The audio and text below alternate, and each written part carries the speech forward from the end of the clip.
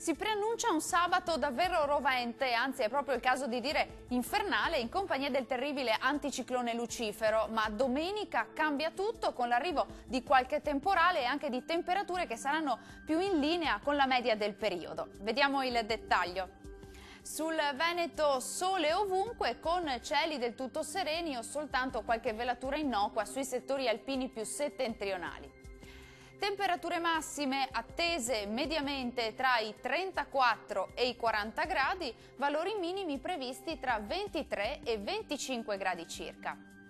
Che tempo farà invece sul Friuli Venezia Giulia?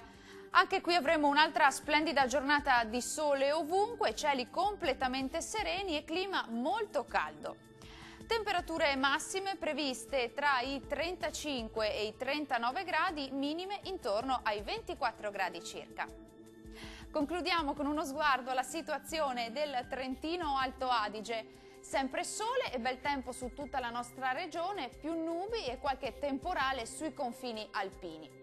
Temperature massime attese in valle tra i 36 e i 38 gradi, minime intorno ai 21 gradi circa.